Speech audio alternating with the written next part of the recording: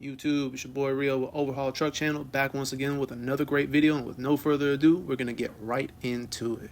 Hauling fuel, loading and unloading the entire process from beginning to finish, from the rack to the store. This is how it's done. First thing we need to do though is get through this line, and it looks like we got our work cut out for us.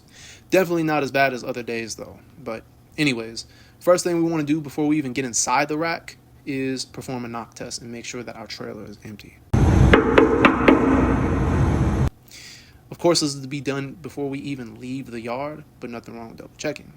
Once we're inside the rack ready to load, first thing we need to do is hook up our Scully cable to our Scully box. Purpose of this is to prevent a spill.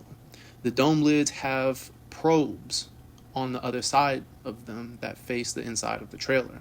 And basically what happens is if you end up overfilling a compartment, well, once that product touches those probes, it will cut the power to the trailer, in turn cutting off product flow. Next thing we need to do is hook up our vapor hose. Gasoline gives off vapors. Those vapors contained build up pressure, hence why it's called a vapor recovery hose. It relieves the pressure being built up by the vapors from the gasoline. Now that we've got our Scully hooked up, we've got our vapor hooked up, next step is to remove our dust covers and hook up our loading arms. Verify that the correct arms are hooked up to the correct compartments, and once we verify that, type in the customer's information into the computer. Select the product type and select the product quantity. After double checking all of this information, you can go ahead and start the flow of the product, starting with your biggest compartment.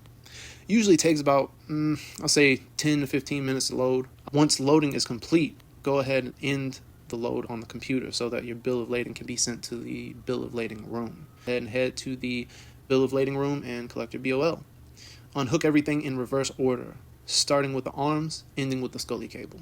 Scully cable will always be the first and the last thing you hook and unhook. Now that we've got our BOL, we can go ahead and start making our way to the drop. Once we've arrived at our destination, first thing we want to do is go ahead and collect our Veeder-Root from inside of the store. 2 reasons this is necessary. Verify the address, verify that the product will fit. Once verified, next step will be to set up a perimeter around our working area with our cones. Pro tip is to place 1 cone on the diesel tank in the event that you are not dropping diesel and you're only dropping gasoline. Reason for this is so that you don't get them mixed up. It's one thing to get gasoline octanes mixed up, but it is another thing getting diesel and gasoline mixed up. Now, once our perimeter is set, go ahead and stick the tank. We've already verified that the product will fit through the Veeder-Root, but it's still necessary to stick the tank in the case that the computer was wrong. The computer can be wrong, but your tank gauge can't. Once you've stuck the tanks with your gauge, now you can go ahead and you can start dropping. If you're not new here, then you already know exactly what's next if you've seen my other videos. If you are new here, well, I'm about to show you anyway. Now that we've gotten our Veeder-Root and verified that we're at the right address, we verified that the product will fit, now we can go ahead and start. First, we're going to go ahead and hook up our vapor hose. Next thing we're going to do, once our vapor is hooked up, is go ahead and, depending on the product that we're dropping, go ahead and remove that particular manhole cover for that product. Now we can go ahead and insert our drop gun. Once we've got our drop gun hooked up, we can go ahead and hook up our hose. Now, we're always going to hook up our hose to the ground first, followed by hooking it up to the trailer. Reason for that being is this. If you hook it up to the trailer first, and say you're not really paying attention to what you're doing, and you're in a rush or whatever it is, and you pull that handle thinking that you hooked up to the ground, well, now you're just hooked up to the trailer, and now you've got product spilling all over the ground.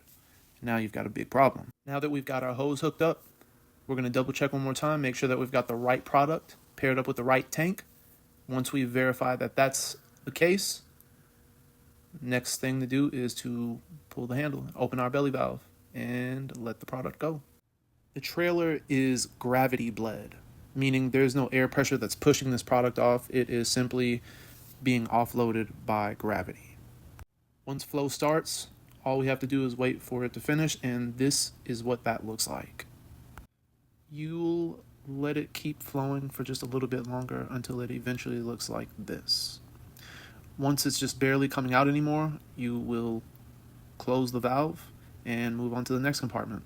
And as you can see, as I move my camera, this is the difference between a full sight glass and an empty sight glass. That's one indication that you can look for to know whether or not your compartment is finished or if you've still got more product in it. Now, you'll notice that after you close your belly valve, you'll have some residual product that will fill back up in the sight glass.